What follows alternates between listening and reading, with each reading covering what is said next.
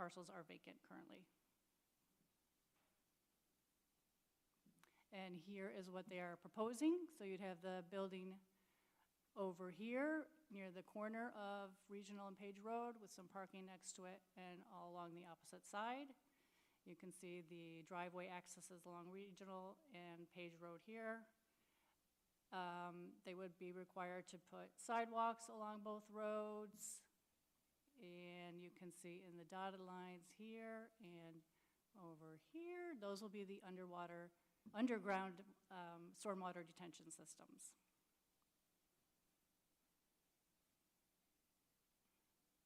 Here are their elevations. So here's the front or the west elevation. And again, you can see the 35-foot height, which we take from the front facade of the building, from the ground to the highest point in the building. And here is the east or the rear elevation. There you can see the 3 stories. And we have our left north elevation and the south.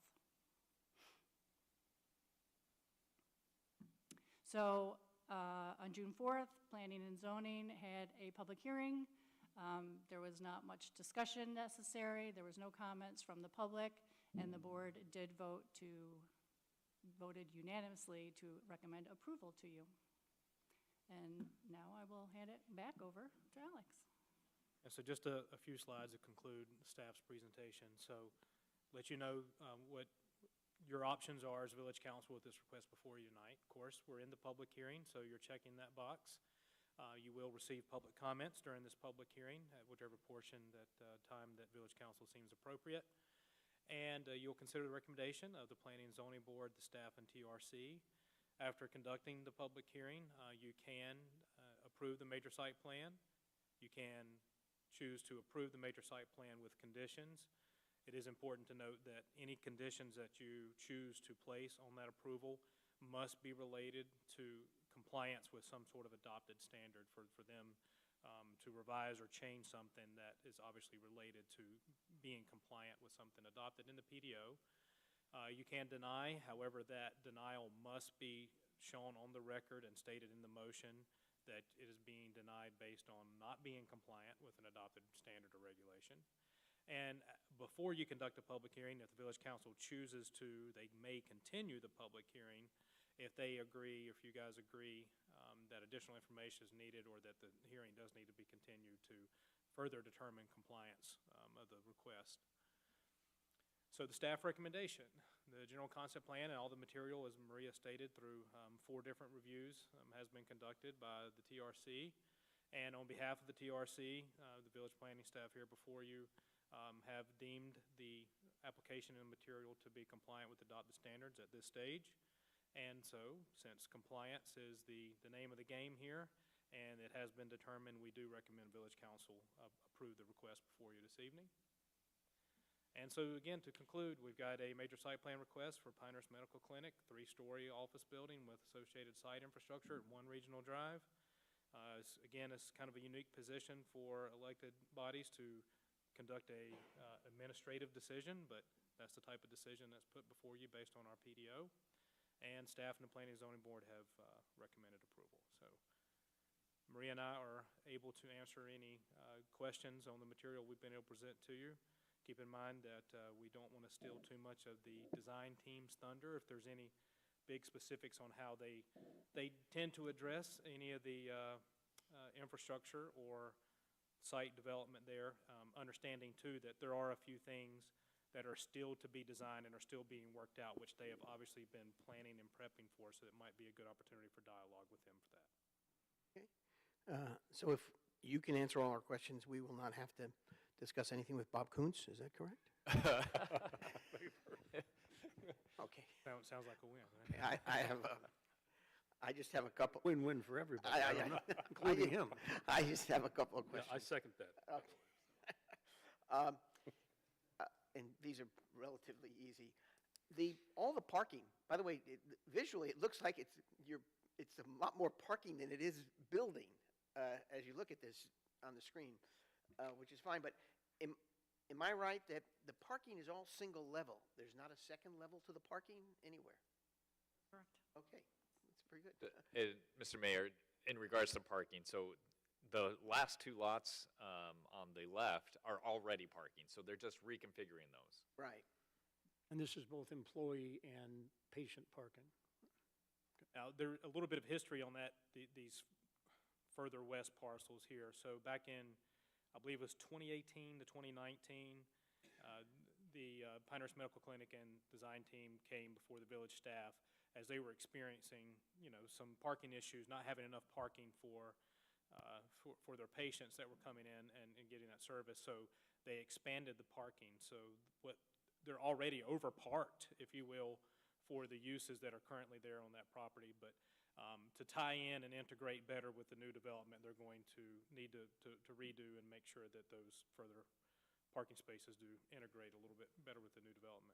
My next question is, as you go further up regional past the parking that's in place, is that building also a Pinehurst medical building, or is? It So is. that's, Mhm. okay. And I had and my third question has to do with the Page Road issue there. You said that was, what, about 200 feet? You gave a number to the length of that. 217. 217 feet. And there is an entrance and exit there, it seems like. My dentist is right across the street, so I know that area. And I'm just curious, if I'm driving, I guess that would be north on Page, I can make a left-hand turn into this new development, okay? So I'm assuming this meets all the requirements of necessary lead time and to Yeah, make so- a turn across the road there. It is, the reason I raise this is it's become a pretty busy road there because it's a shortcut road for some folks. And obviously this will add more traffic, but Yeah, of course. let's give it. So Page Road is a DOT owned and maintained road. So DOT was sort of the reviewer of the traffic impact analysis that was prepared by the design team, which gave a pretty detailed report. There's a copy in the council agenda packet. They kind of indicated how many trips per day, what that trip distribution would expect to be like there. And as you see, that access that you're mentioning across Page Road is a bit offset from the proposed entrance here for this development on Page Road. But with what capture is expected already with that existing development that you mentioned there across the road, that with this development, there wouldn't be any major impacts. That's what the TIA concluded, and DOT concurred with that. Obviously, the DOT is well familiar with this area with Right. a lot of the improvements that have been taken. So there's not going to be a left-hand turn lane to get into the new development here? No, and They'll they did just not be, recommend. you'd stop and make a left They turn? didn't recommend any additional Okay. turn lanes or anything to be provided. And Yep. DOT's fine with it? I'm fine with it. I said that, if DOT's fine with something, I'm fine with it. I just want the record to be clear. I'm Okay. not sure you want to generalize that I statement. Yeah. caught myself saying that phrase. Okay, other questions? Yeah, let's, Go ahead, let's, Sean. let's stay on traffic just for a moment. Obviously, we're involved both with the SMPO that's looking at traffic projections out to 2055. We've been looking at them with respect to the circle out to 2050. The TIA only goes to 2027, and I didn't see any projection. Is that not required? The TIA is only generated by what this development is expected to incur from. Today. Not for projections of everything, but, so they take into account what they have now, for what they known, for what the development and the trips would increase, and so what that would do. I don't think it's required for, and I'm sure that the design team has a better response to someone who's, this is what they do. And they can probably answer better to what is required for what data to be put in. But from our standpoint, from the TRC standpoint, you got what you need. DOT signed off on Correct. this. They did a TIA, done and dusted. That's right. We had a few questions, and we got our comment responses that satisfied us at this stage. It's interesting, that, as you know, they're going to widen 15501 north of the circle. That's already in the works. There are growth projections for traffic there. Some of that will come down Page Road, having nothing to do with this building, in addition to whatever new demand is generated by whatever goes into this building. So that's just interesting. On stormwater, these dotted areas, these are basically cisterns or big holes in the ground. The water goes down there. It's not connected to anything else to carry the water away.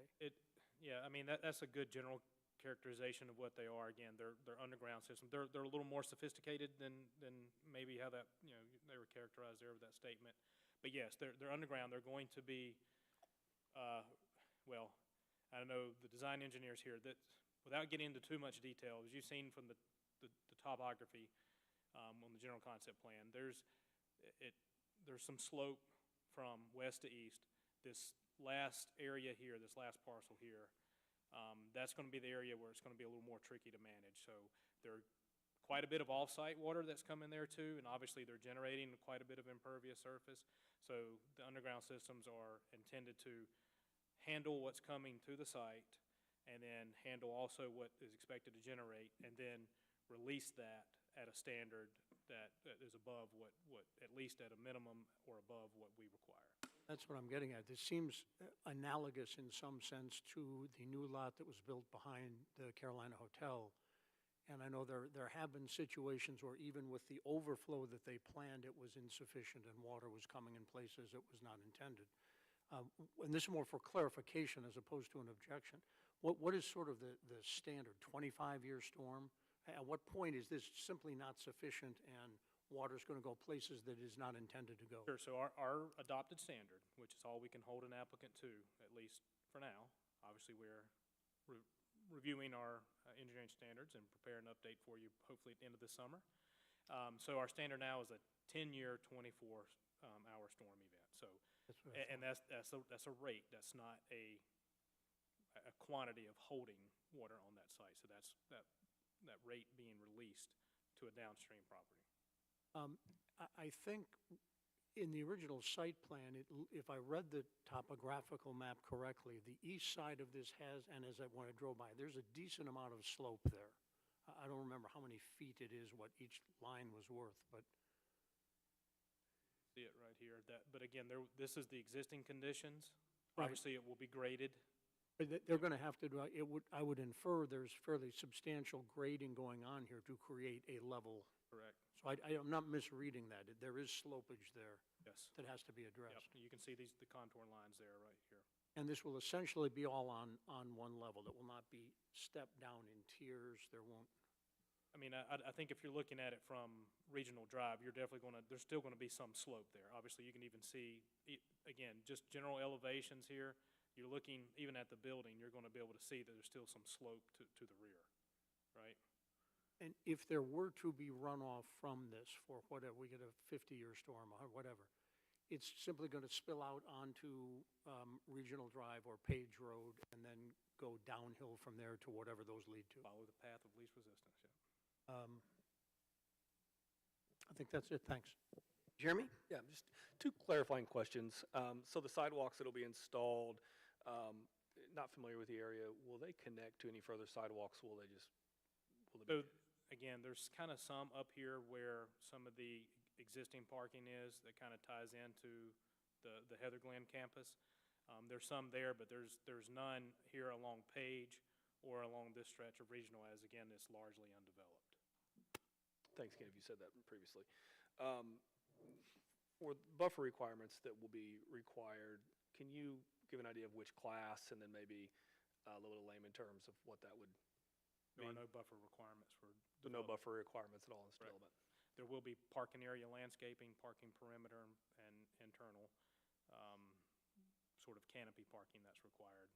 Okay, so but none around the perimeter, none around the building, that Nope, type of thing? because as again, well? it's all, if you see the zoning map, everything is like for like zoning, like for like development. If a medical office was proposed right up against a residential use, there would be a planted buffer required only along that area. But as everything here is, again, like for like, as you see, office, medical office, and then, again, the hospital development here, there is no planted buffer requirement. Thank you.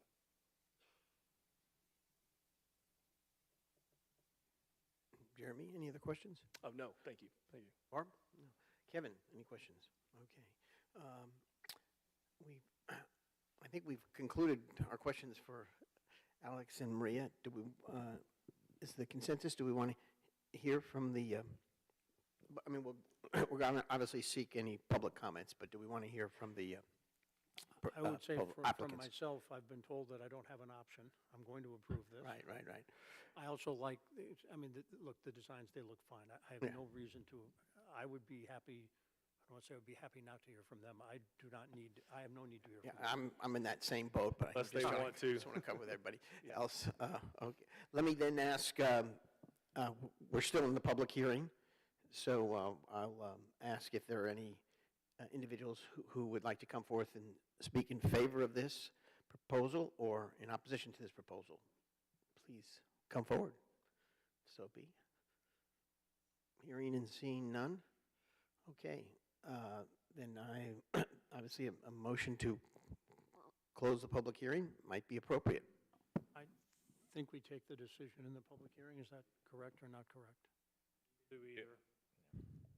Okay. I would follow the template that I guess has already been provided for you, if that's options. The first. decision is inside the public hearing on this, so. It is, okay.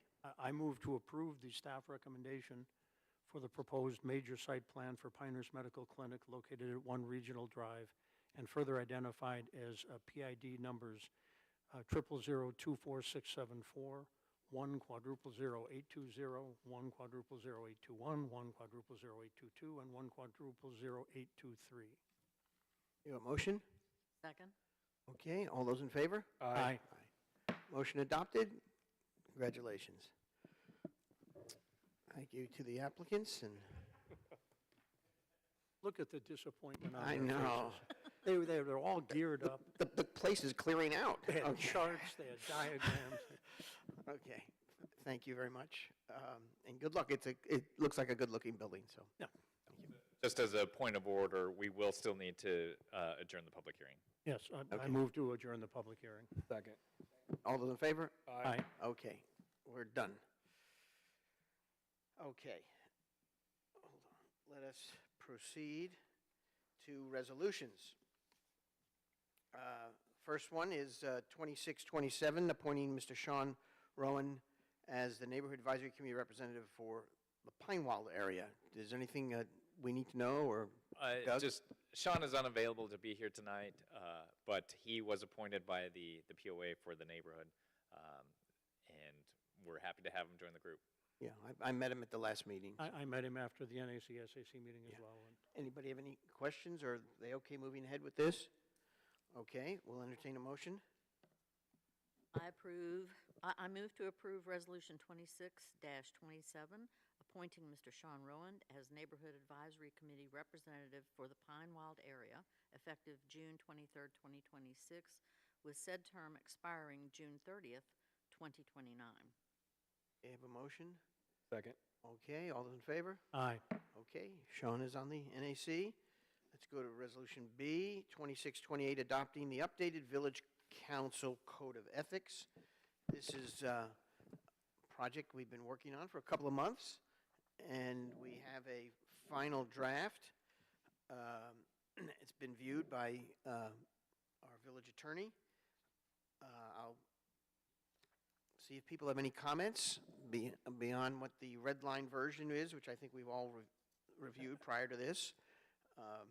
And I have one small edit, but I turn it over to my colleagues. I have a question I think, Doug, maybe you're best able to answer, because I just don't remember it from the conversation last time, but I'm thinking we went through the same thing on HPC.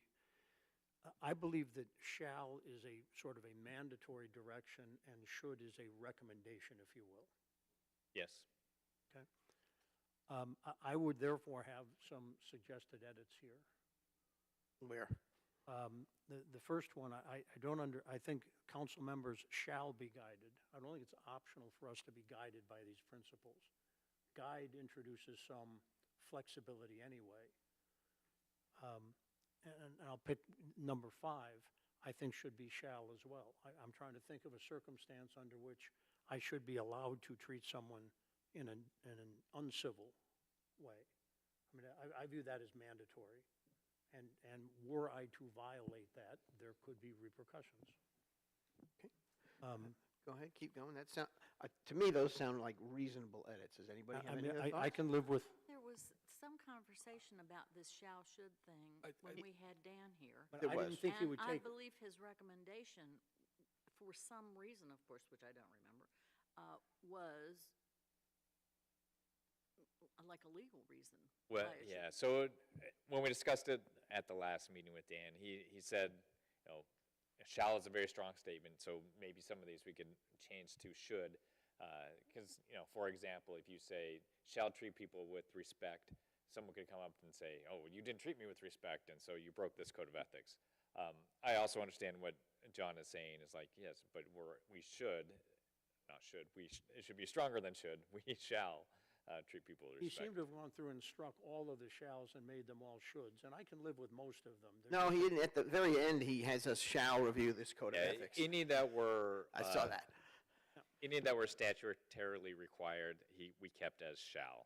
Right, well, so compliance with law, they shall be guided not only by the letter of the law, but by its spirit. He's changed that one. I don't think that's optional. Right, yeah. It could And be I don't- subject to interpretation as to whether we did or we didn't. I understand that. Right. I think that was his point, if I recall to Doug's comment there, was his whole point was, my shall could be different than your shall, so.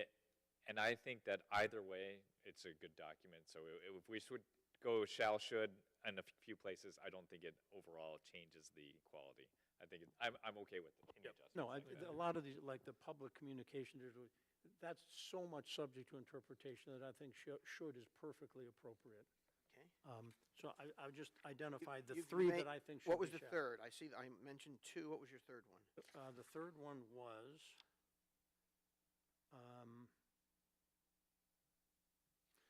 again, on the third page, in their public and digital communications, council members shall conduct themselves with civility, refrain from personal attacks. If we make that should, I can attack somebody in an op-ed in the paper or whatever, and those are the three that I had. The rest I can live with. And the only other question that I had was, he has taken out the section, in section 2, about having a affirmative obligation to disclose conflicts of interest. That may be covered by, if we are going to approve introducing that into the opening language, and if that's the case, then I can live with the amendment as proposed. John, are you specifically referring to this section 2, integrity and independence right here? Is this the section 2 that you meant? Yes, the second clause that has been struck. I'm happy to take that out if we're going to introduce into the opening comments, as happens many other places, where Pat would say, do any of you have a conflict with any of our agenda items tonight? Yeah. And I think we're fine if we want to not delete that second paragraph. I think it was a little bit redundant from what was in the first paragraph. That's why it was removed. I'm sorry, that's correct. Yes, I agree with that. Thank you, Doug. That's Okay. fine. Then I'm okay with that. I have no further comments. Redlined out. Okay, so you have made 1, 2, 3. Three shalls that I would prefer to shalls. retain. I have no problem with those three. And all the others would remain as recommended. Yep. Anybody have any other items? I have one small, I think it's just a typo, but if you go to section 1, paragraph 2, after the phrase decisions, comma, or governmental actions, I think we need a period, not a comma after that. Yes, So, I think the period was struck and shouldn't have. yeah.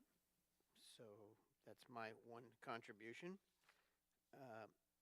But does anybody have anything else to add? And then we could actually maybe adopt what's before us. Any other comments? None? I do think this is a good step for the village of Pinehurst. It's been some 15 years since we've updated a code of ethics. We haven't had the opportunity to undertake a thorough review of which this was. This wasn't a cursory look at our code of ethics. We discussed this in, I think, 3 council meetings, and we exchanged various drafts and received the guidance from our village attorney. So I think we have a good document that should guide us, to say the least.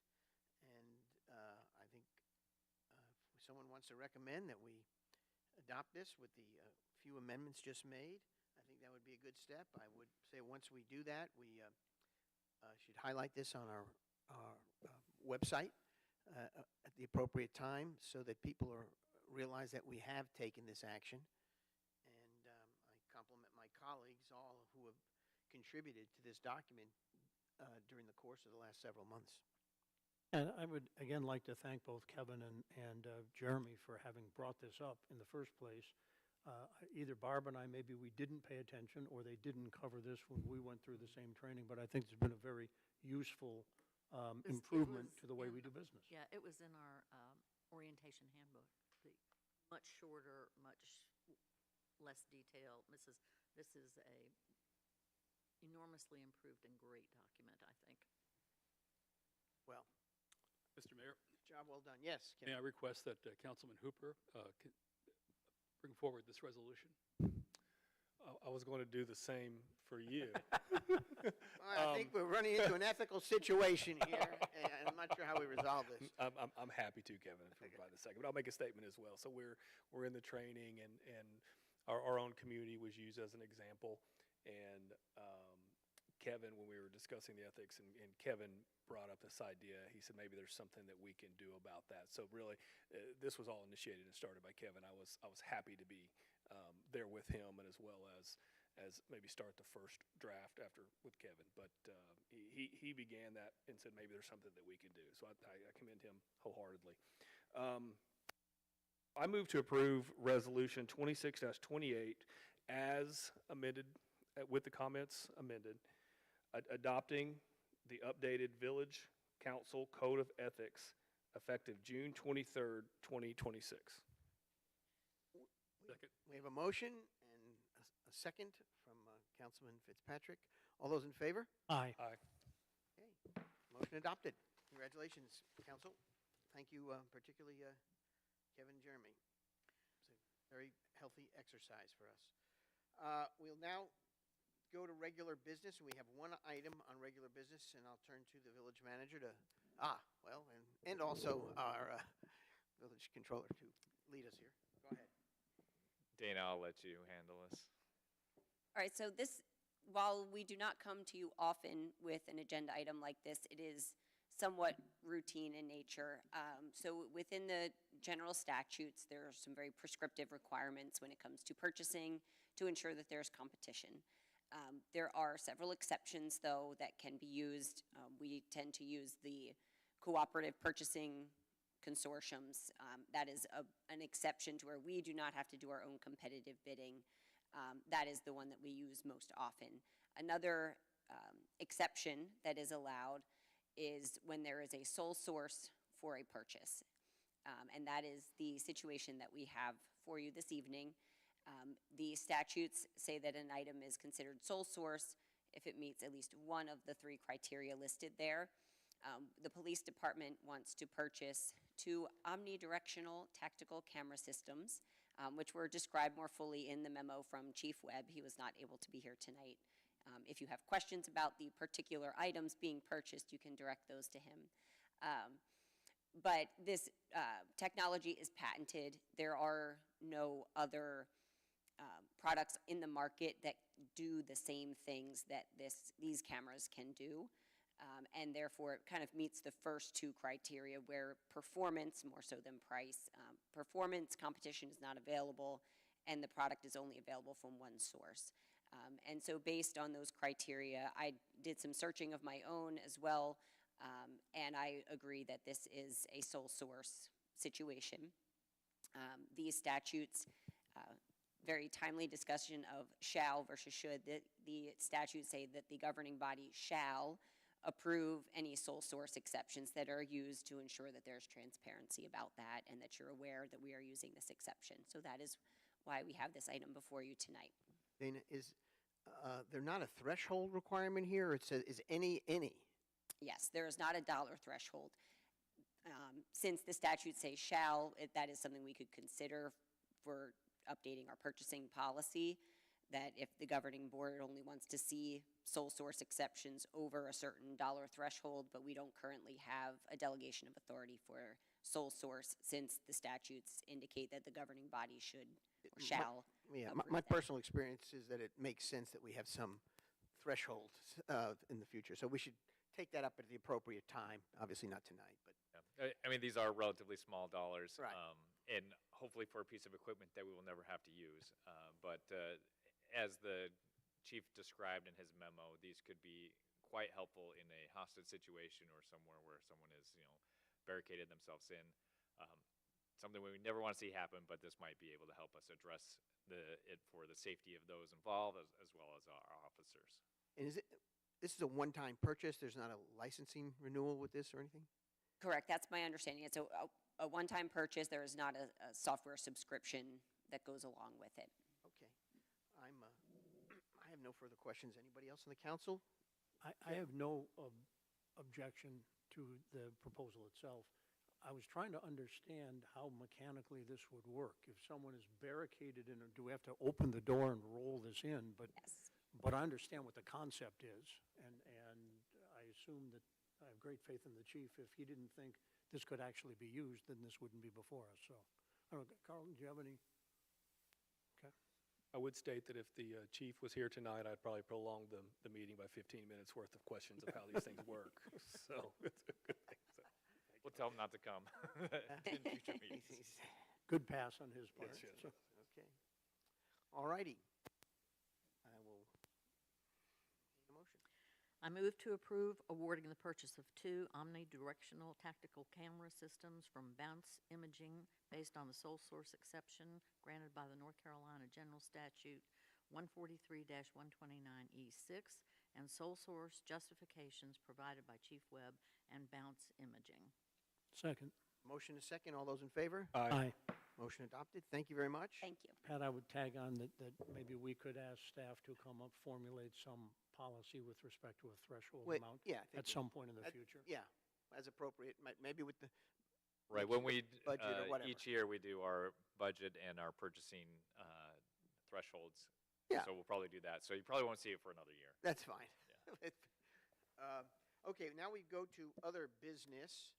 I do have one item in particular. I had one question that I could get answered. Remember the recipe book? How is our recipe book doing? Do we have any? Yeah, I can follow up on that. I know that we were having some issues with getting recipes and then, But we had a bunch. yeah, so I'll follow up with staff and see where that is. Okay, Yeah. okay. I mean, just because we talked about it enough, I think we ought to Yeah, at we least want- report to the folks on that. Yep. Okay. On a different topic, nowhere near related to recipes, I wanted to give a little brief update on 2 things. One on the a little bit specifically on the traffic circle, and then one on the SMPO meeting that I chaired the other day.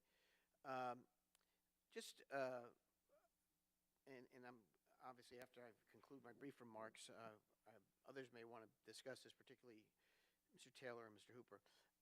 We have been in touch with representatives from the governor and lieutenant governor's office since we wrote that letter a month or so ago. And so communication lines have been opened, and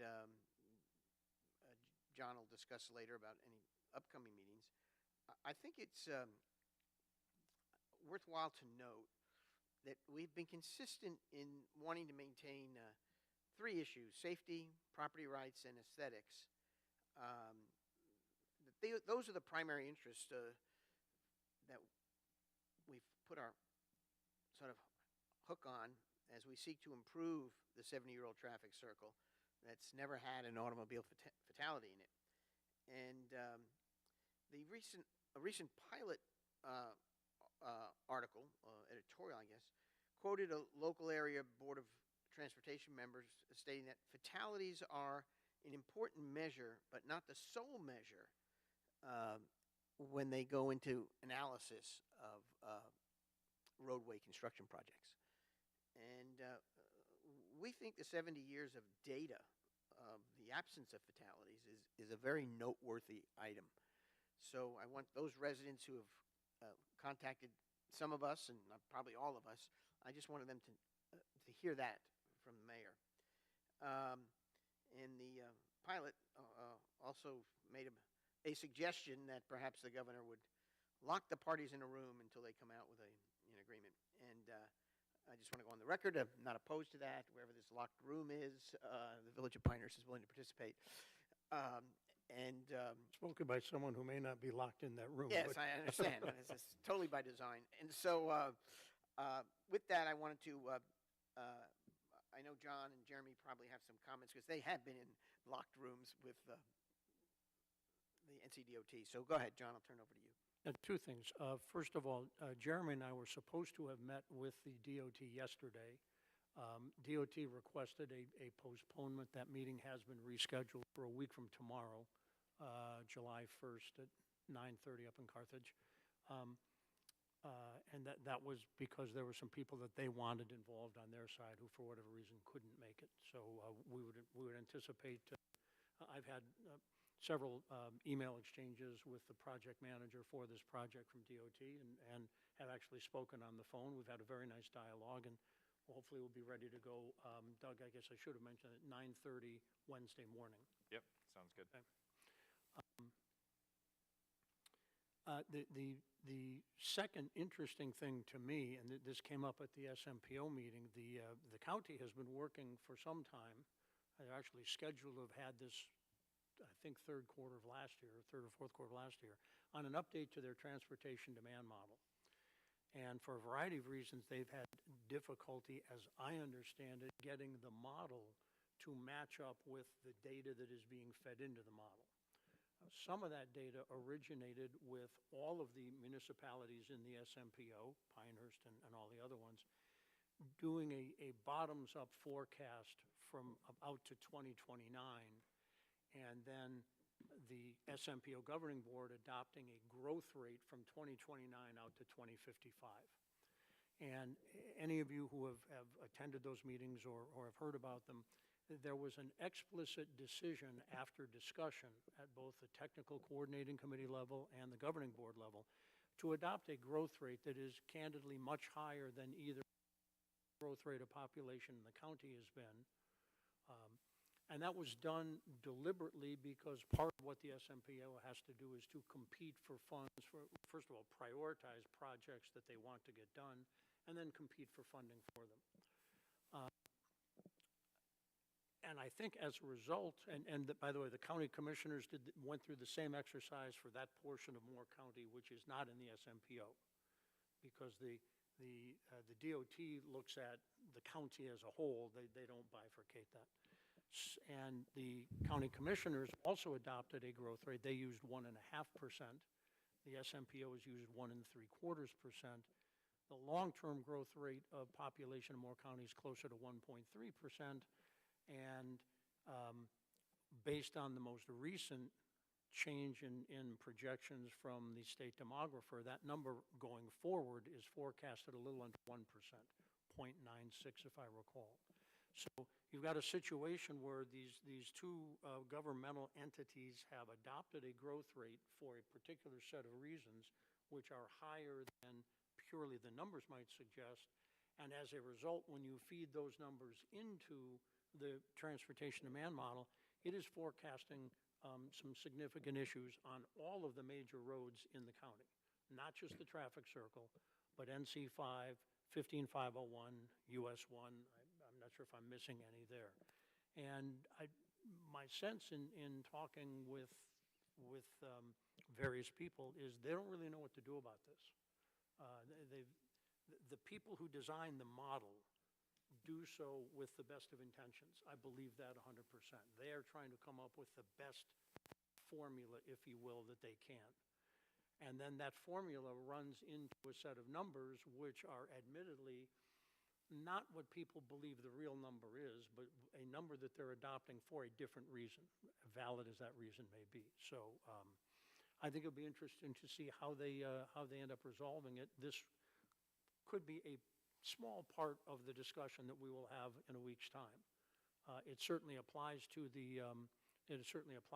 projected volumes of traffic in the traffic circle. One of the things that we have requested that they do is reforecast their projected wait times and what have you, using a lower number. They're currently using 80,000. That's the number they came up with 3 years ago. I believe that something like 65,000 is actually closer to it. And in my discussions with some people at DOT, they came up with a number using a completely different methodology of 66,000. So I think we are closer to it, and to be determined when we get to next week. Yes, sir. Yes, sir. Just, I'll just make 3 points to kind of add on to that. So thank you, Mr. Mayor, for highlighting that safety, no fatalities are what's really important to our efforts. So, and I think that's, again, thanks for highlighting that. And also commend John. You know, he was waving the yellow flag, I'll say almost 2 years ago, about how the data that the DOT was using just correlated together and maybe some of the effects. And so many of what he was preaching a year ago, we're now seeing come to light, as well as some of those, how they just don't correlate together for the equal result that's in their final design. And John's highlighting that. Certainly when it comes to their efficiency that they've calculated as a result. And I think that some of the things that are coming to light also is the circle alone is not going to solve the traffic issues around Moore County. It's going to be more than that. So, thank you. Thanks. Any comments from Barb or Kevin? Okay, I wanted to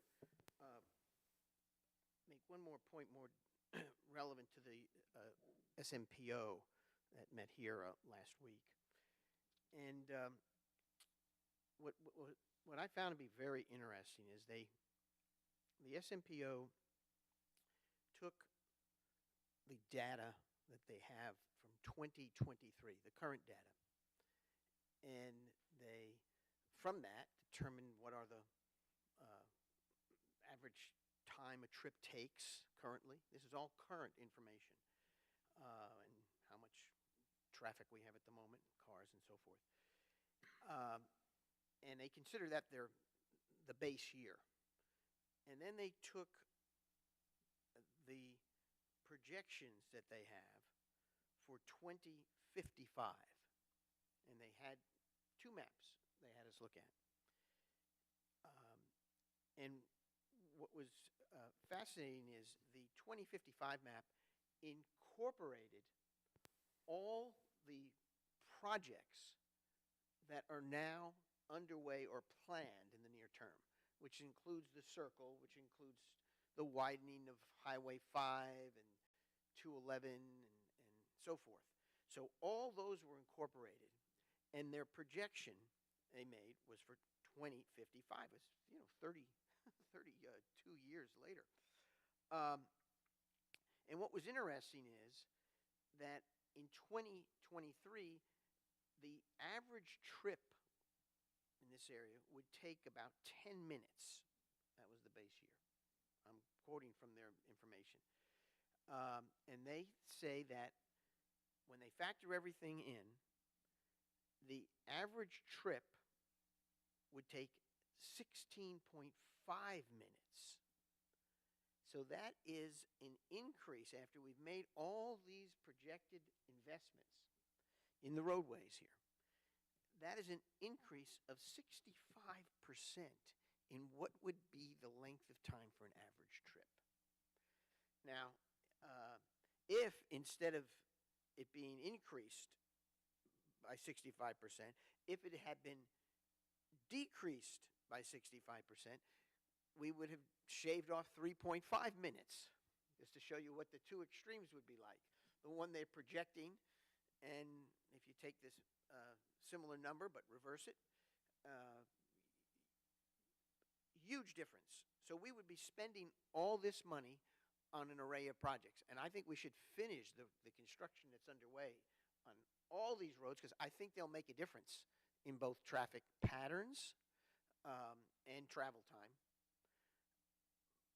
But we can't sort of deceive ourselves that doing all those things is going to somehow reduce the travel time.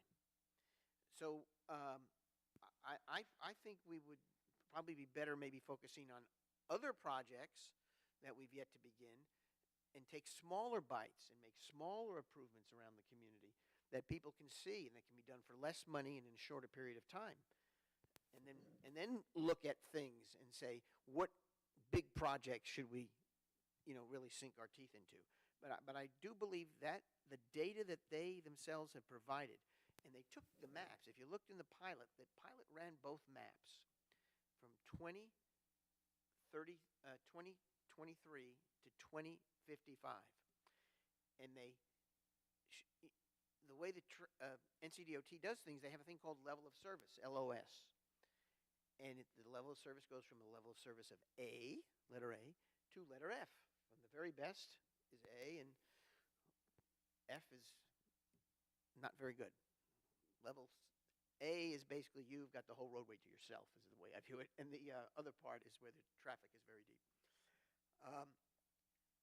And they color-coded these maps. It was in the pilot. And they showed the different ratings from A to F. And what they showed is that in 2055, they color-coded much of the roads at the circle at E or F.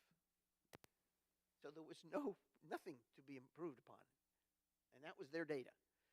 So I mention that because, one, it surprised me, and two, it's worth noting. If we're going to, one of the things we ought to be doing is following the data as best we can when we have data. And the data they looked at and put into this recipe was data that they collected from the towns and communities here in southern Moore County and in Moore County. We provided data, Southern Pines did, Aberdeen, all the communities.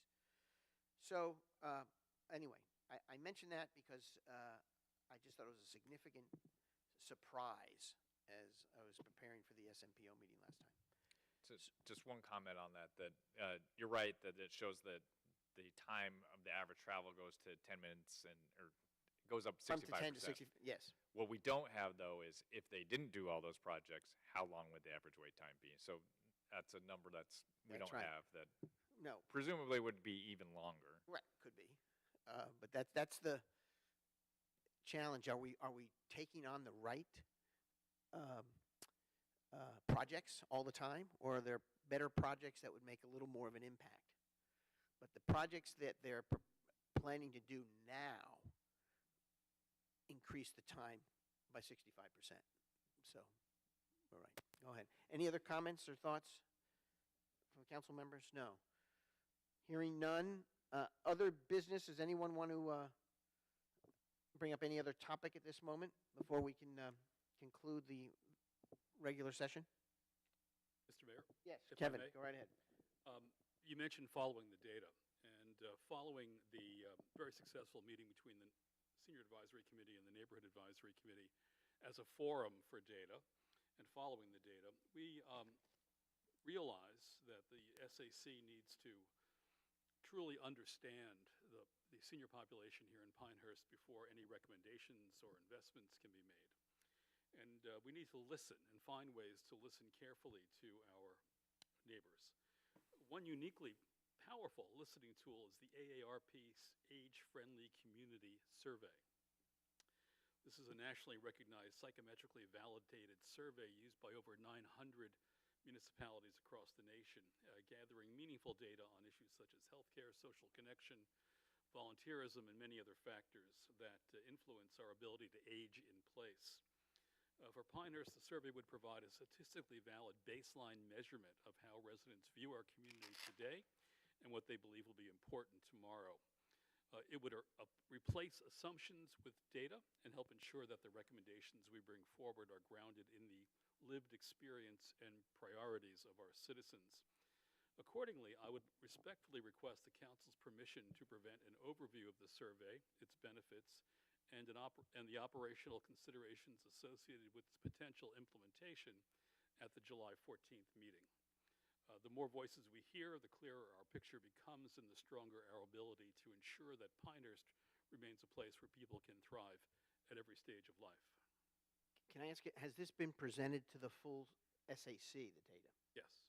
Okay, because I didn't recall it myself, but at the, Actually, if I could tag in, Kevin, I think there actually are two surveys involved here. This came out of the demographic subcommittee, and both Kevin and I sat in on that meeting, which would be the logical place to collect this.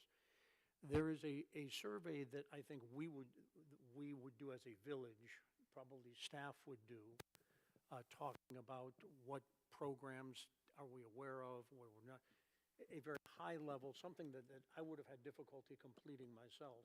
And then there is a survey of individuals and to gather, and one of the things that we talked about was not conflicting with or competing with the existing survey we do of all residents, but finding a way to target one to the over 50 or 55 population.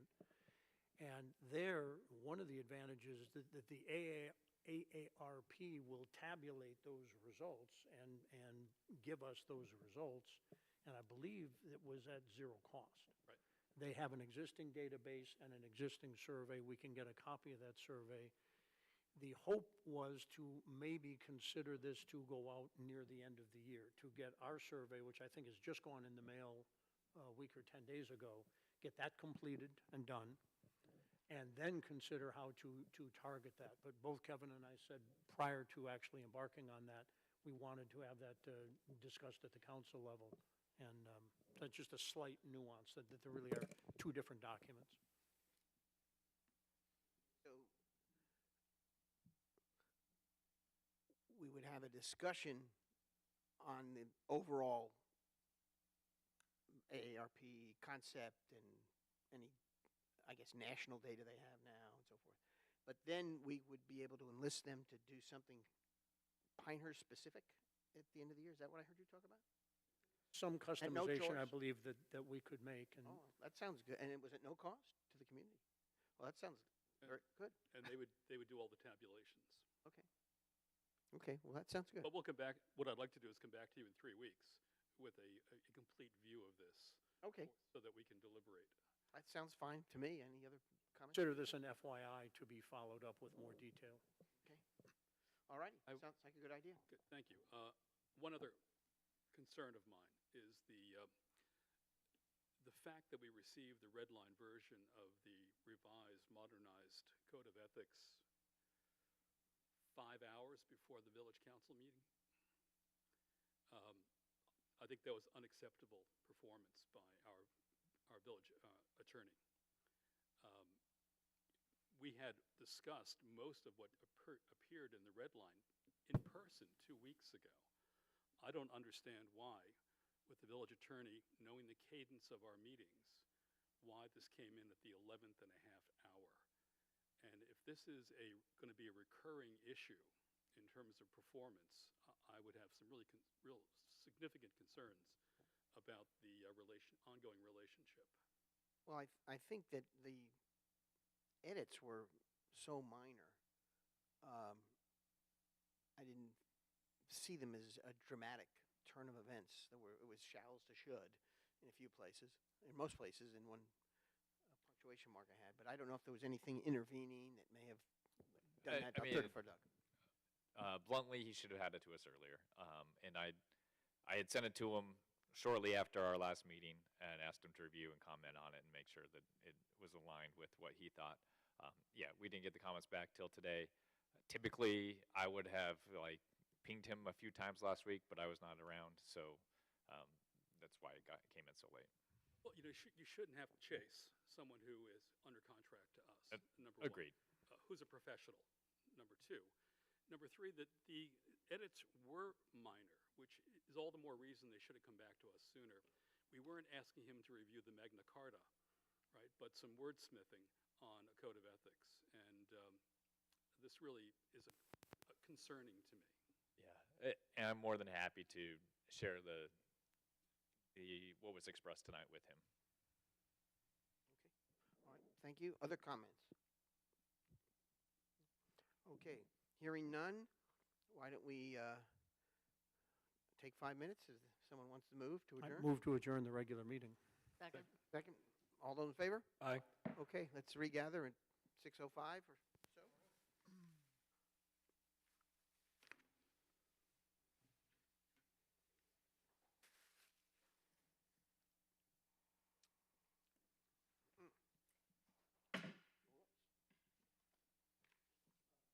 Doug? Yeah.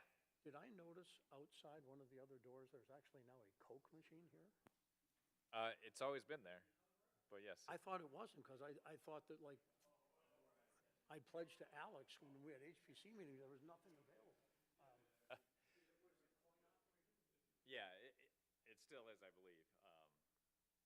Yeah, so it's there.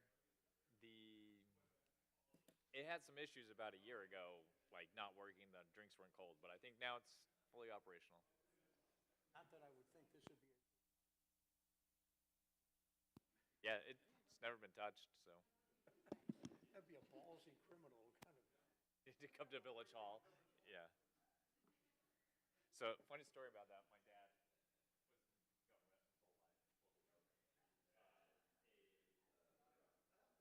broke into the courthouse and into like the sheriff's office where he works.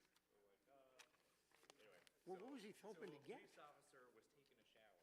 Like, the guy breaks in, is like going through lockers and arrests him with towel rags. You know, I know that statistically, crime always goes down in bad weather. Yeah. Because criminals usually are lazy. Yeah, they don't wanna It's get raining, wet I either, don't want to so. go out, right? That's really dumb. Yeah, yeah.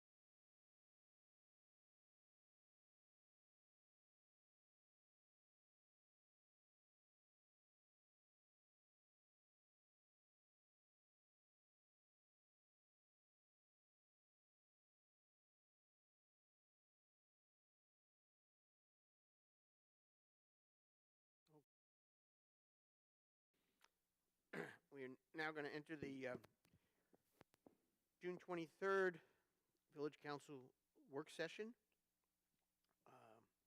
We have 3 items under general business. And the first is discussion regarding, village's communication strategies and outlets.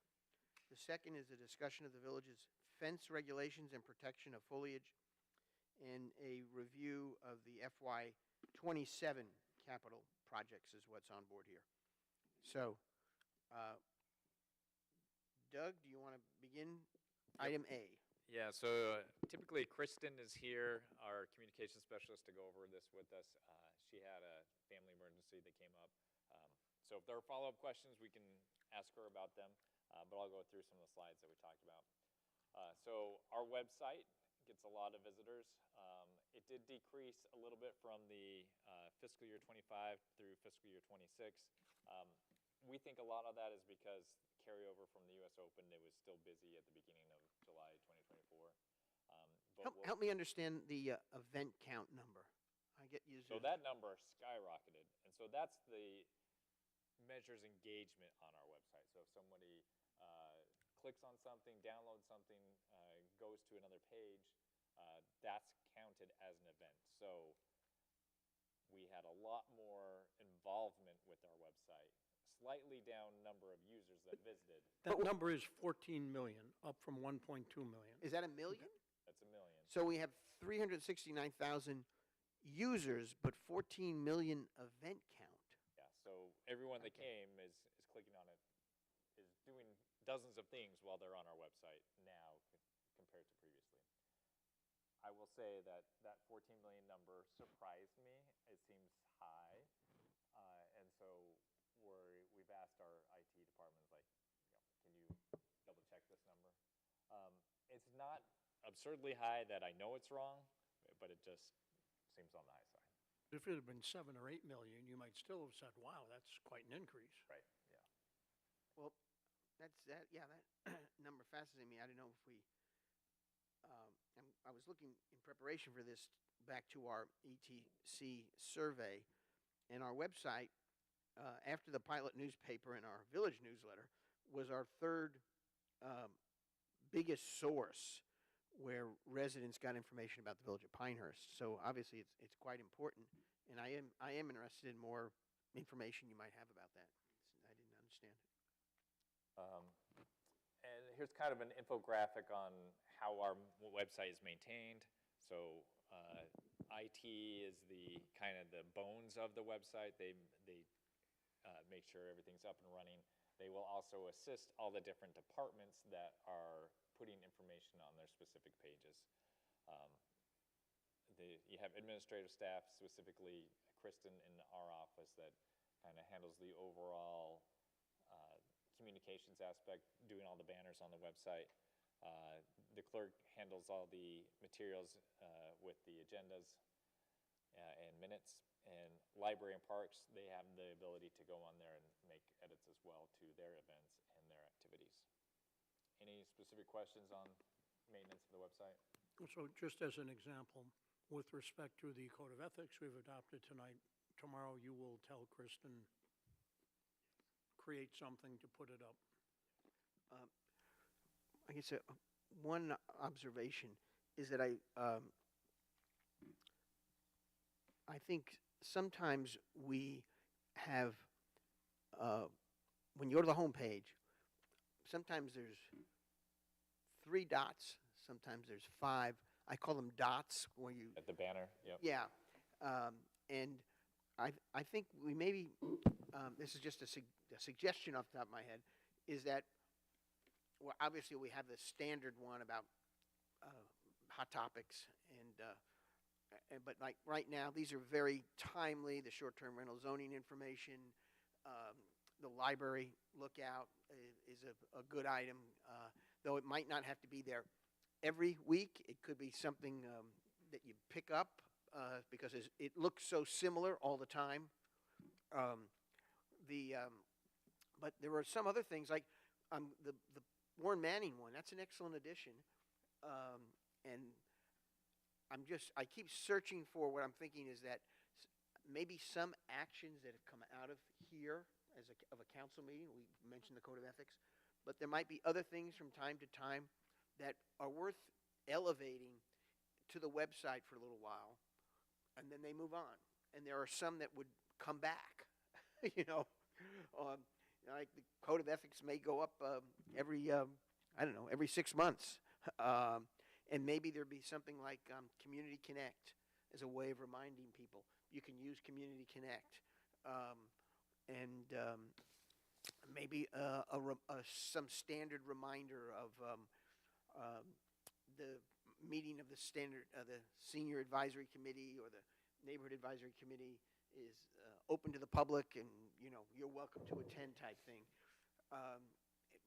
We know people go to the website, and even at those numbers we saw earlier, whether they're absolutely accurate or they're a little higher, that's a lot of people that visit it.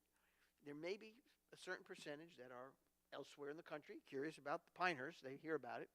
But I think there's a great deal of people here that go to that.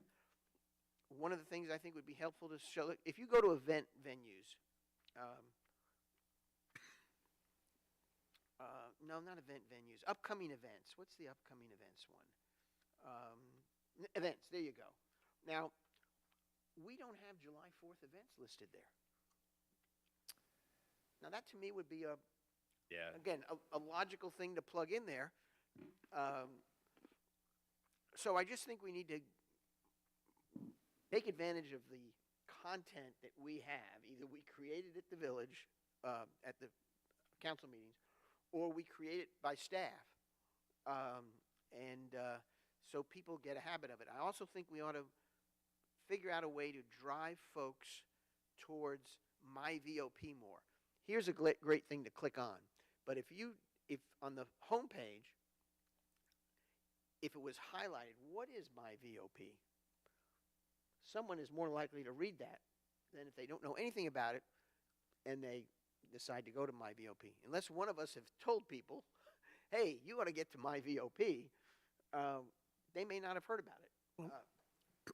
So anyway, that's just a general comment. I know things move quickly, but Yeah, and you bring up a good point, like this events. It's not really events, it's just our meetings. So maybe we title this meetings and then we highlight our events. Or maybe you change the name, but the July 4th thing should be up there big be time. a little more prominent. Yep. Mr. Mayor, if I could just amplify, I think what you said.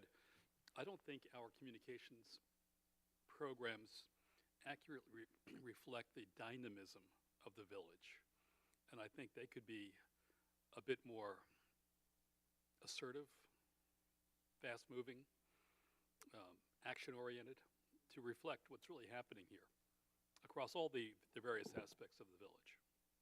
Yeah, and one thing I think that maybe gets missed is the website is much more static, but our social media, our Facebook page, is the one that's a lot more involved and has a lot more change and update to it.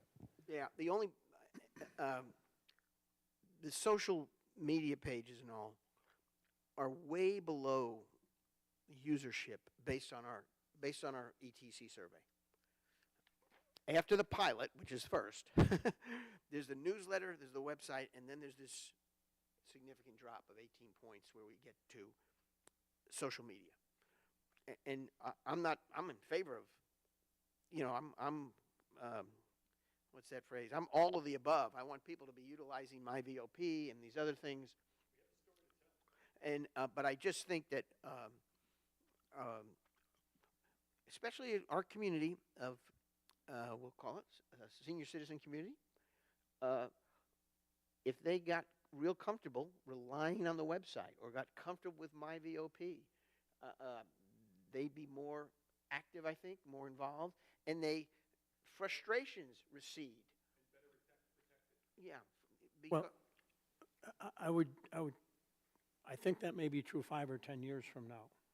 I think with the audience that we have today, and this came up a little bit in the demographic subcommittee meeting, I think there are people in the higher age categories who the only reason they go on Facebook is to see the latest pictures from their grandchildren. They don't view it as a real communication source. And while we need to be planning for today and the future, I think we need to think about social media versus what I will call classic media, because I think we are underreaching now, 5 or 10 years from now, that will probably be less true. I'm not suggesting we reinvent the wheel or spend millions of dollars. Secondly, communication thought of broadly is a discipline. It doesn't just happen. And we've talked, Doug, you and I have talked about some situations in the downtown business community where things, went out the day before they happened or what have you. I think we need to be more disciplined in how we think about when council decides something, or when staff decides something, or when in consultation with a contractor, who needs to know about that? And when do they need to know, like right now, this minute, or can it be a week from now or whatever? And I don't think that's in our DNA yet. I think Kristen does a very good job. I find personally the stuff that we do on traffic disruption is tremendously valuable, because people are going to be out buzzing around, and if Linden Road's going to be closed because they're doing utility work, people need to know. And I get that notice in the email, in an email fashion, and I find it, I'm not going to embarrass her, whoever Alice Bumgardner is, she does great updates. I mean, I will drive only places she tells me it's okay to drive. But Can you go back to the main page of the website for a minute? Yeah. And when we click on I want to, what do I get from there? common questions. Okay. become So a- report is on, because this is what should drive us to my VOP, so I don't need to know about my VOP. But that's probably there under report.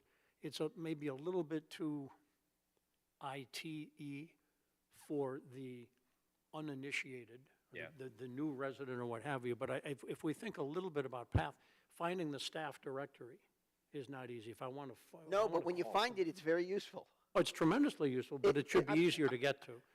Maybe we no. don't want it to be easier to get to. What I have found that We do you can try to eventually verify. find something that gives you all the information you want. The challenge is sometimes figuring out how to get there. Now, I'm the mayor, so I should have a little head start on this topic, but I'm thinking for average residents, I don't know how to fix that. Someone with a technology communication mind would know that. But let me tell you, like today, I got this announcement. Village of Pinehurst Neighborhood Advisory Committee update. It was excellent. Yeah. It was about did you get that? This is about the Manning Awards, okay? It gave the short description, and then on the back page of it, it listed all the current neighborhood representatives, and then it said volunteers needed for these other neighborhoods. Apply today if you want to. And I thought to myself, that is a wonderful communication. I printed it out to bring it here because we had a communications. I didn't even get it. How did you not get it? I don't know. There it is. Well, I haven't had a working computer for a little bit. Well, you have a I computer. think we create a lot of good content, Yeah. and we distribute it episodically well, but not as well as we could. Let me. It's not that we don't have it. Okay. Well, here's the thing. These guys didn't get it. I got it, and I think it's wonderful. But Hey, did you get it? I did not.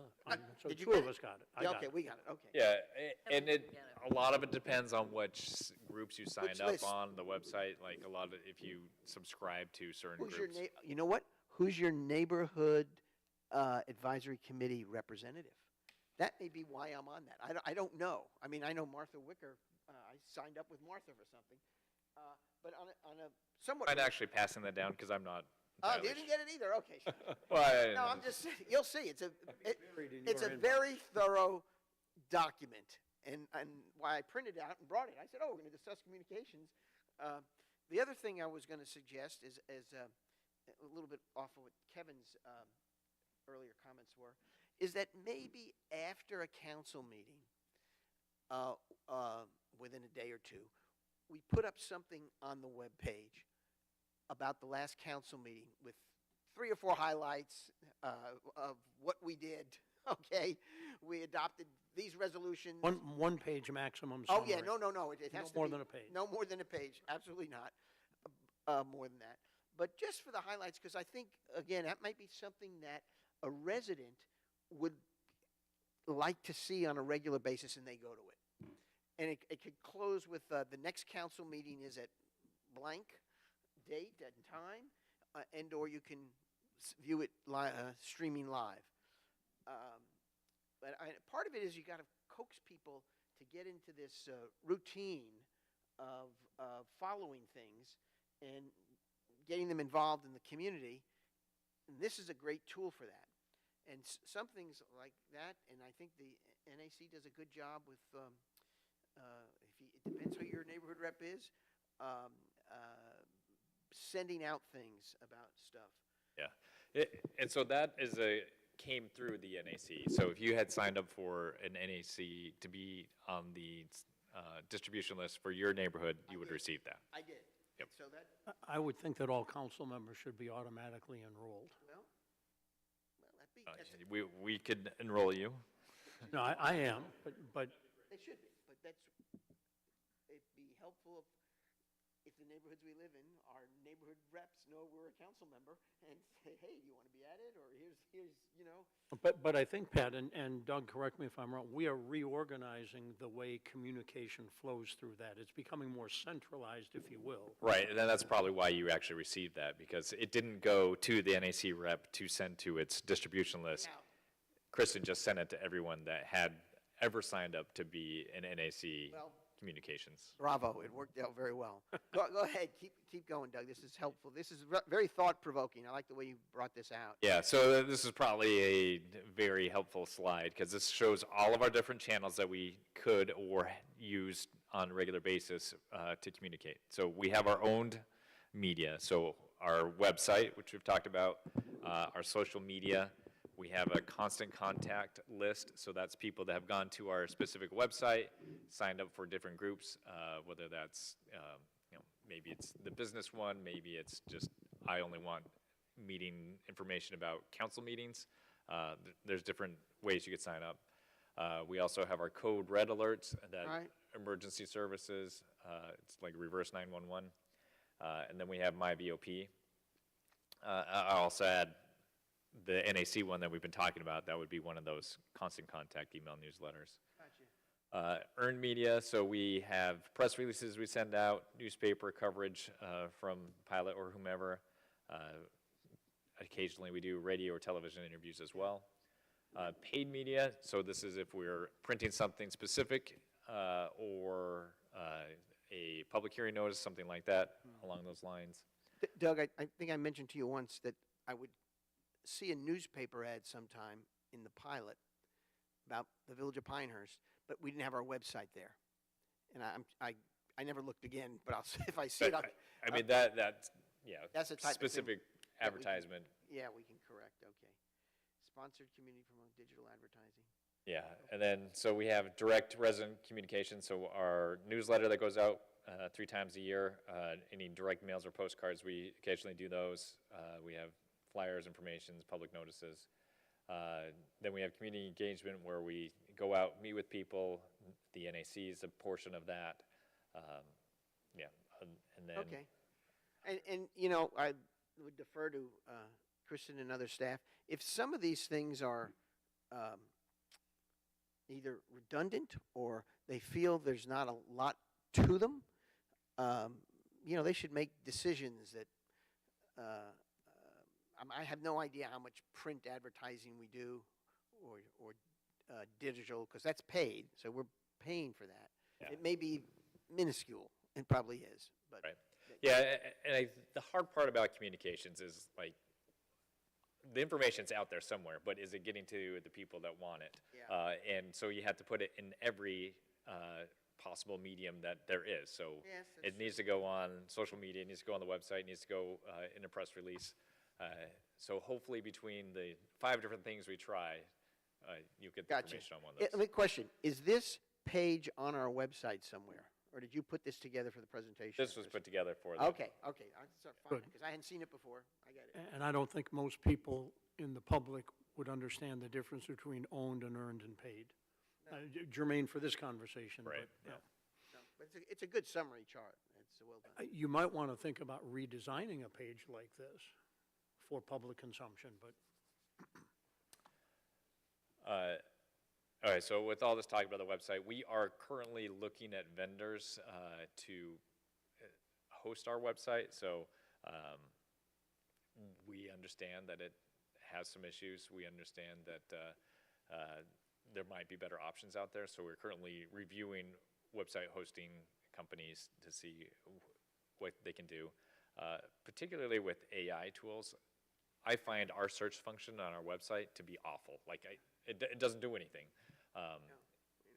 But there are AI tools now that, there's a chatbot, you can say, this is what I want. It could do a much better job than the typical search tool that we have. Yeah, one suggestion is, as we look for a vendor, let's be sure we try to find one in North Carolina. It's a big state, and we've got a lot of technology folks here. We could try. There are like, 3 or 4, maybe 5 that are almost every website is, every municipal website goes through one of those companies. I got you. I don't know if any of them are actually North Carolina companies, but we can look. We can try. Do they have an office in North Carolina? I'm sure they have an office, yeah. An employee who lives there? One thing that is, there's a new federal rule coming out. It was actually supposed to be in place in April 2027, but it got extended to 2028 that for accessibility and being able to read, have everything on your website. This deals with ADA accessibility? So like the font has to be large enough and a certain style that is easily read. Sans serif. Okay. That's the specific information we have. I will say we are gathering information for our next newsletter that will go out later this summer in time for fall activities. If there are subjects that council would like to see in that, more than happy to take some feedback on that. Otherwise, I will take some of this information and pass it on to Kristen, and we'll see what we can do to improve things. I think obviously the adoption of our budget, I think the code of ethics are two things that should certainly be mentioned somewhere in the newsletter. Others may have some other suggestions.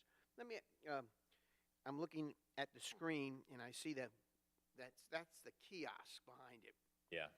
And is that updated by us or somebody else? So how is it current? I'm just trying to know. So it is updated by us. It has had technical issues in the past, so it's supposed to have a rotating banners on there that show events or activities or things like that. Doug, how often does the Constant Contact e-newsletter go out? I'm not sure, at least monthly. It does go out monthly? Yeah.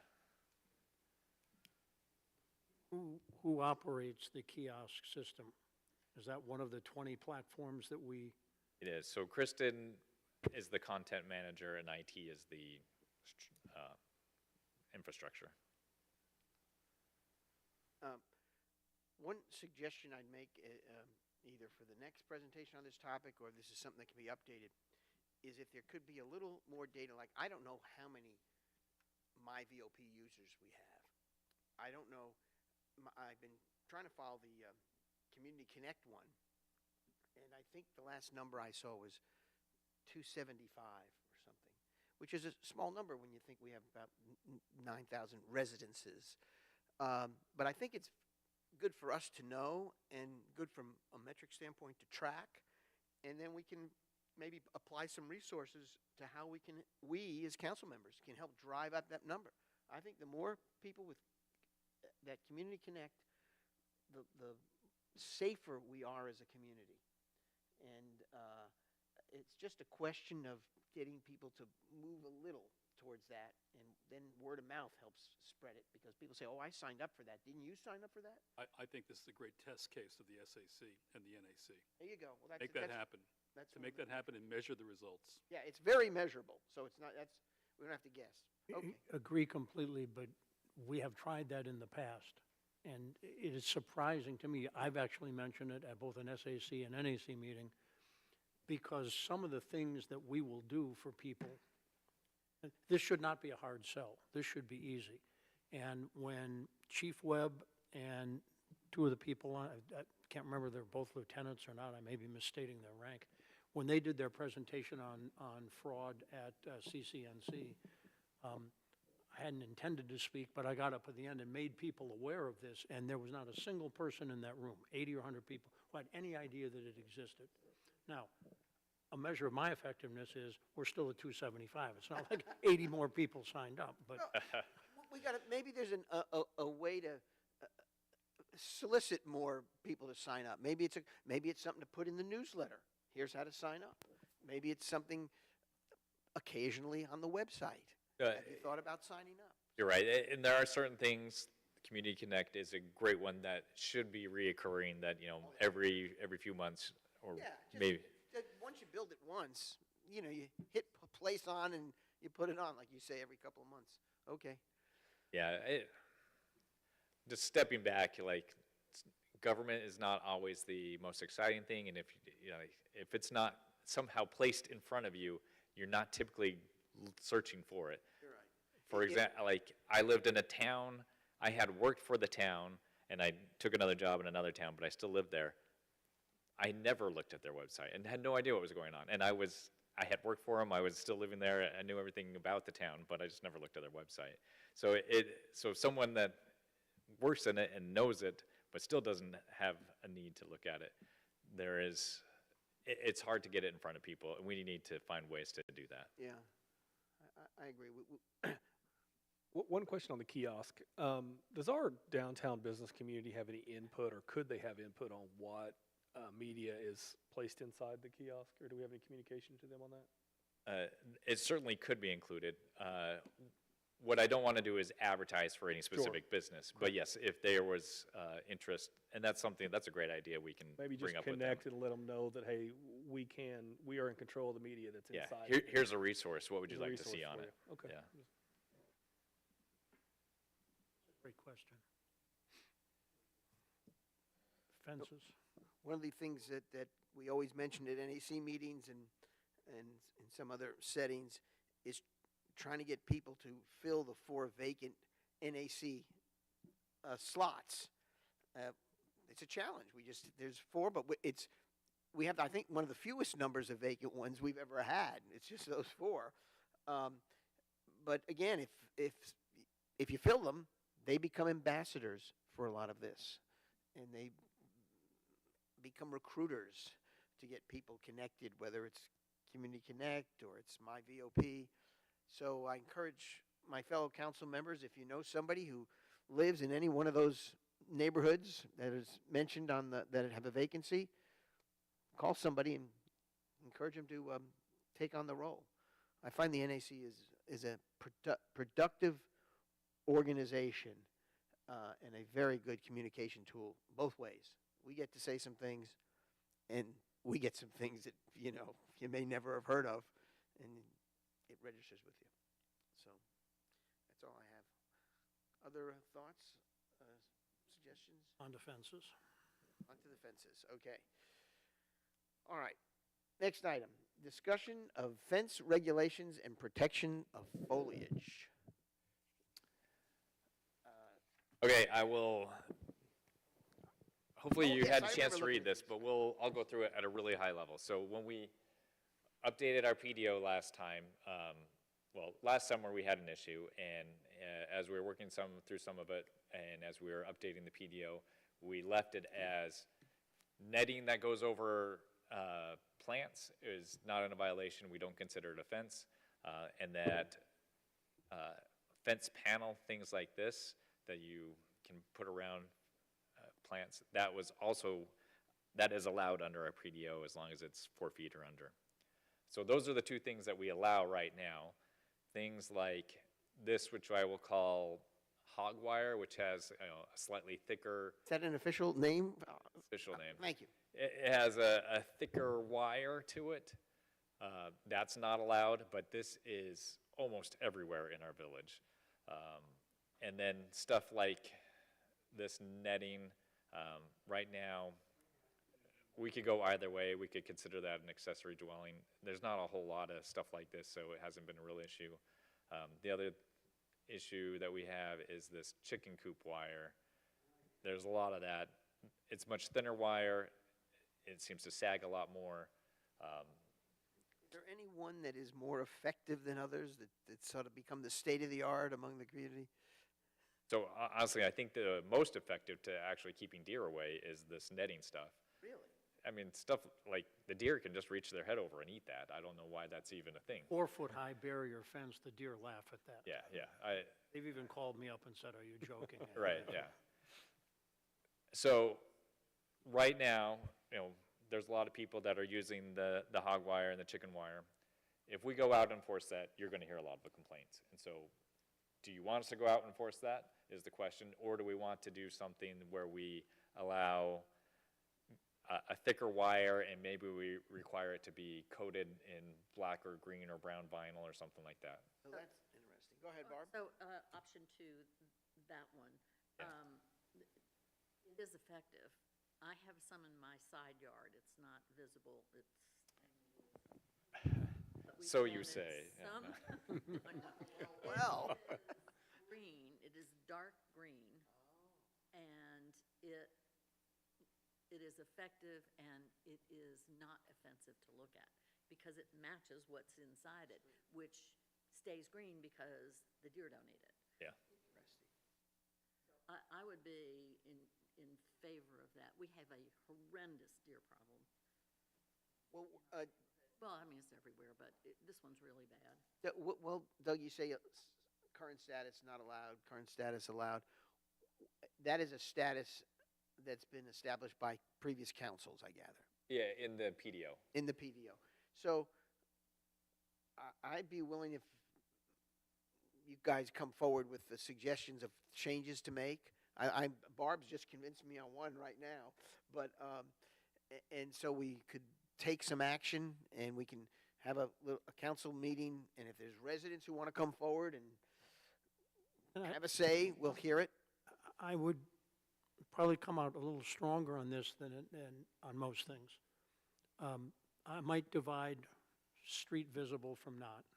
What you do in your backyard that your neighbors can't see I could agree be with that. different. Very fair, yeah. And I'm drawing a little bit on some of the HPC standards there. But I think we do have to enforce something. Yeah. That's a good The concept that underlies a lot of what we do in Pinehurst implies that you have to consider what your neighbor looks at. And in that sense, you have to be willing to give up a certain amount of individual right, if you will. And I think we don't do the community broadly writ a favor if we don't enforce. Right. And Very good suggestion.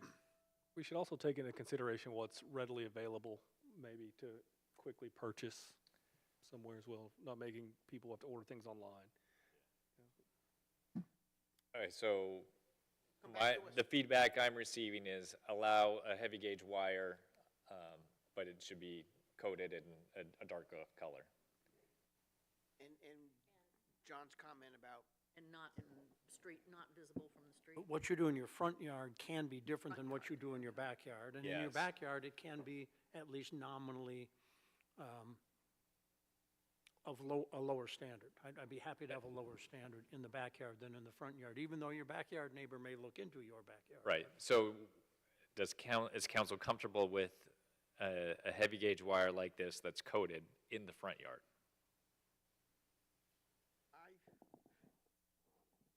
I think so, but I'd like to have a public discussion on this. Yeah, or possibly, maybe even probably. I would say, if you're looking for my recommendation, that I see a lot of this in front yards. I think if we did not allow it, you would get a lot of negative feedback.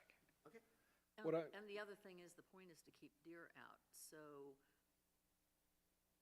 then essentially we would lose, which we have, lost everything that hasn't been protected. So we don't. And Barb, maybe looking to your expertise as a gardener, how tall does it need to be to actually deter a deer? Because to me, even that doesn't seem really big enough, tall enough. Was that more than 4 feet or less? I would say 5 to 6 feet. 4 feet, they'll just, That tall, And I think our fence regulations allow, 6 is max. yeah, I'm- but for this, it's probably 5. You're saying yours is 5 and it's effective? Okay, so we'll go back and we'll come back to you and we'll have some sort of regulation. I think that heavy wire, if it's coated in a darker color, it doesn't stick out as much. You're right. I think that would be a reasonable accommodation to allow people to continue to protect their foliage. I'm but- not advocating 100 or 0. Yeah. There is 50 in between, but it has to be a certain kind of 50, not any 50. Go ahead, Doug, come back to us and we'll get this on the agenda again and maybe we'll be able to come up with a formal. Perhaps we could serve this up not only in a discussion around fences, but best practices for preserving your foliage against deer, right? And Yeah. A lot of that has to do with what you planted. I mean, yes, there's some things that but is just there's- like there are opening the best- salad bar. Oh, and there are other things. I see, that's a very good point. We're talking all about deer here, but in the topic for the discussion, the word deer is not here. And so I think what you're saying is people need to know that this is what we're really addressing. best practices here. Yeah. Yeah, and deer seem to be the most Yes, common no, problem, I- but rabbits are also, they eat everything, so. Right, that's true. I think this is a problem that we've been trying to solve really since it was brought up as a concern over a year ago. And I Yeah. think the solution, it will evolve to one. I think that's what we're working towards. I would just urge us to not put our team in a position to where we're choosing to enforce something and not enforce another. Yeah. So I'm sure Yeah. whatever recommendations you come Yeah, up with. because right now, what we would have to do is tell everyone that has something like this or chicken wire that they need to go buy these panel fences from Amazon and install them. We could do that, but we would get pushback, so. Yeah, I think we got to factor in Yeah, what- common what's sense says and is we should change practical our for the stance. community. Well, and from an enforcement standpoint, we can't make this retroactive. No. So somebody who's got it is probably going to be allowed to keep it at least for some Well, period of time. However, Right now, I mean, something like this is not allowed, so we could so stop that. that's enforceable. Yeah. We just, if we did it, I know that we would get a room full of people complaining about it. But I think, Barb, this goes back to the meeting you and I had 2+ years ago, trying to figure out how to make something that can be enforced. And if what we have now is difficult or almost impossible to enforce, then we need to change it. Question for Kevin. Community 6, do they have a deer issue? Because I don't recall a lot of comments about a lot of deer there. Delighted you asked that question. So we just issued a survey. 110 households have responded so far, but we expect to get about 400 responses when we're all done. On this question. Yeah, on this exact question, 56, as of this morning, 56% of the respondents said there was no deer problem and no active measures should be taken. We'll wait for all your data, but that just I dawned would- on me. I never hear from you guys about that. I would go out on a limb and guess that's because it is closer to fully built out and relatively compact. You don't have 5-acre lots there. And there's a lot of activity, people are in it. Tender-hearted community, John, that's the essence of it. Okay. Well, I know they don't want to have, right, kill Bambi, I get that. Yes, as opposed to your neighborhood where everyone's on the front porch with a shotgun. I don't own a shotgun, for the record. Okay. All right. Doug, anything else on this? This is progress. Thank you. Yeah, I'm good. All right, we move to item C, review of FY27 capital projects. Yeah, so this shouldn't take too long, but these are projects that are in the FY27 budget. We have started on most of them, so I'll just go through them one by one. The first two are actually holdovers from FY26 that did not get completed, but the theater building parking spaces, bids are due Friday for those. Hopefully we get something reasonable back. A little bit of a delay. We were at first hoping that the contractor that was doing our stormwater project would be willing to do this. That turned out to be a bad idea. And then we were going to have our pavement contractor do it, and ultimately they ended up not being interested. So hopefully we get interested parties to respond to us on Friday. downtown brick sidewalk replacement. The contractor has started on some of the beautification projects that were awarded, and I have asked them to not actually rip up the brick sidewalk until after the 4th of July at this point. So, Some of the feedback that I received quickly was, why are we starting the 4th of July? Something like putting the bricks together maybe started more in the winter. Just some feedback there. yes, the feedback I've usually received is, yeah, if it can't be in January, July is actually a pretty good month for it because it's slower. Question, Doug, on the, is this a 1-week project or a 2-day project, or what is that? It'll be probably a couple of weeks. Couple of weeks, okay. So but they're going to move in sections, so they won't have the whole thing closed at once. It'll just be a section at a time. This is the corner of Magnolia and Chinkopin, the northeast corner, Right. And so it, and across the street? No? just the corner of Magnolia and Chinkopin, but it's from halfway down in front of 100 Magnolia, and then all the way around the corner. I'll just bring up on a map. When is the U.S. Kids Parade? It's July 28th, and I have that for us to discuss in a little bit. But so hypothetically, after 4th of July, you could And- squeeze it in before that? That's the intent, yes. Yeah, good idea.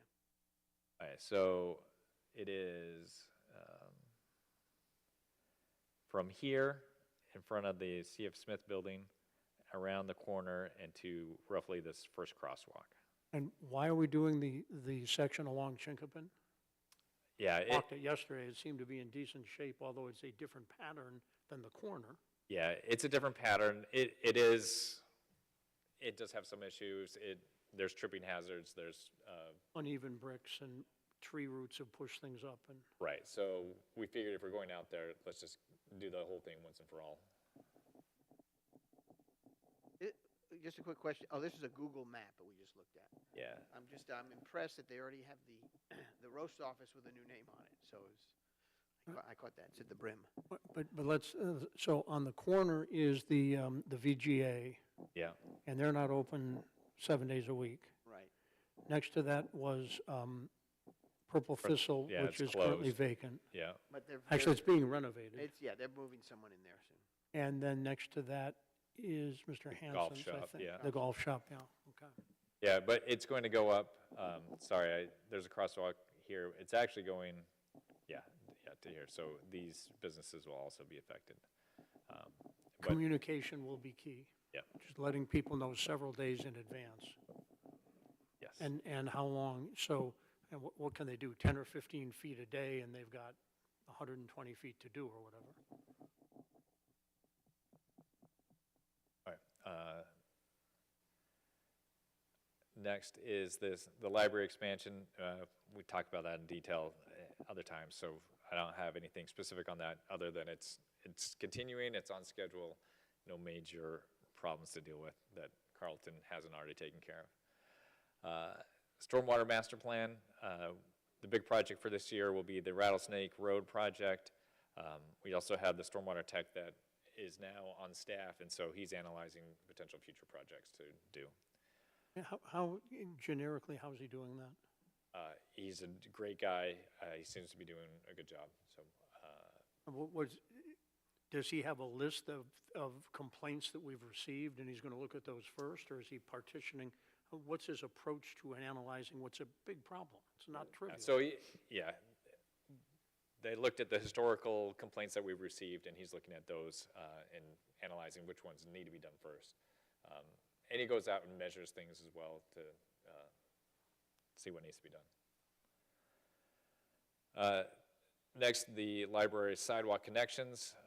Again, we approved those bids, so that work will begin later this summer. We have fire truck replacement. An RFQ was issued to solicit businesses that are interested in doing that. Our multimodal transportation plan has a sidewalk along Lost Tree. So that'll be designed this fall and then constructed in the spring. We have 7 police vehicles, which have been ordered, and 1 garbage truck that we sent out a letter of intent to the manufacturer so we can be in line when the new year starts. So those are our major capital projects for '27. The police vehicle replacements, that'll be done under the enterprise? They are leased, yep. And so they will be hybrid vehicles, so we hope to take advantage of some gasoline savings. Yeah, and the other thing, through leasing them through enterprise, we get them much, much quicker. Before it would, you order it and you'd get it almost a year later, and then when you got it, you actually had to send it to the shop to get wrapped and get the sirens and stuff put on it, so it comes much quicker now. And we have charging stations over in, Well, they're hybrid, so they'll be gas, but then, so they won't need to be charged. They're not. they're not a plug-in hybrid, they just recharge as you drive? Yep. And the fire truck replacement, that's the old, that's not the big ladder truck? Right, That's the it's one just that's replacing had something use we of already its end. have. And but that could be a 2-year from date of contract signing. Right, till actual delivery, yeah. Doug, the garbage truck, do we lease those? Do we own those? We own the garbage trucks, so anything pickup and smaller, we lease through enterprise, and the larger vehicles like garbage trucks and fire apparatus, we own. Is there a secondary market for the ones that we no longer need? We will sell those. Typically, we don't get a lot of money back on those, but yes. And we also keep a spare, so we rotate through those and keep a spare on hand that is the best of the available ones. Thank you. Just on the fire truck, if we place an order, we have to put some percentage, I assume, of the purchase price down, which is why we consider it a this fiscal year or a '27 fiscal year. Right, and some of the vendors we're talking to, if we pay all up front, you get a much discounted, it could be 10%. So on $1 million vehicle, it's probably worth saving $100,000. For 2 years, that we can't invest money guaranteed at 5%. either, Certainly so, not as a government, yeah.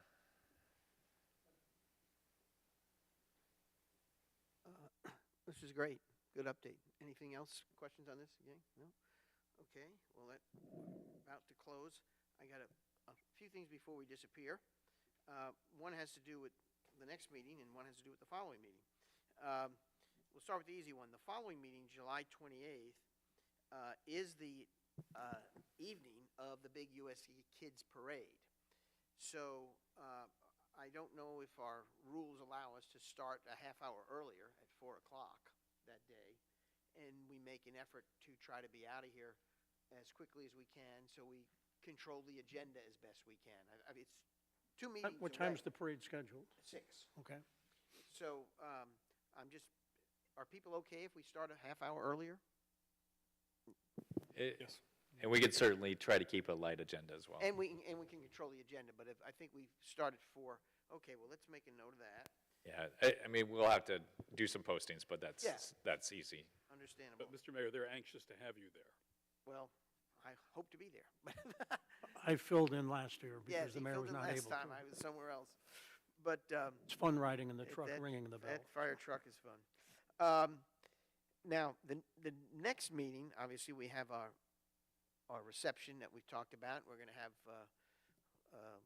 a display of July 4th activity here with which is it, the Sons of Liberty, or, yeah, Doug's arranged for some traditional July 4th efforts, and How many past people who served are going to participate? I other don't than- have I'm sure Shannon does, but I thought I saw at least a dozen yeses. I think you only had about 3, who knows? Yes. And Mark Parsons, I saw him today. He told me he's coming and bringing his wife. Okay, good. Good news.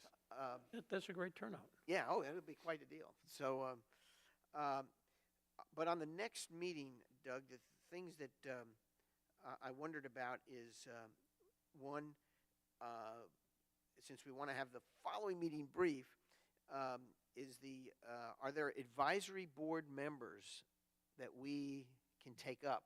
Because it'd be nice, I know there are dates coming up, Yep. and so please let us know. We've started interviews for the HPC, so hopefully we can get one of them on the agenda for the 14th. Okay. Is there any progress on because when does Matt leave the? August? Or No, it was end of Later. October, maybe? Oh, Actually, okay. I think his chair term ends in October, and he's on the committee until January. Okay. Anyway, Well, so then we we're- have a couple months with him. Okay, I was worried about us being shorthanded because somebody left recently, I think. Well, I think David Herring's term is now up. He Yes. sat his last meeting. so- Yeah, so David is done on HPC, so we're trying to fill his position, and there's another vacancy on HPC. But we interviewed one, we have another one coming. I think we'll have two Okay. good candidates for that. All right, we'll look forward to that. The next meeting, if there's any chance of a report on what I'm going to call beautification projects and grants that the businesses downtown have utilized. Are there many of those bubbling, or can you give us a report in a couple weeks, or is that Yeah, I mean, Barb talked about a lot already that we did today through our grant program through the beautification committee. We can talk about those. We can list okay? them again. I'm just curious of who's actually doing them and who's not doing them, and where can we encourage people to do them? I know you mentioned it to businesses when you meet with them, so.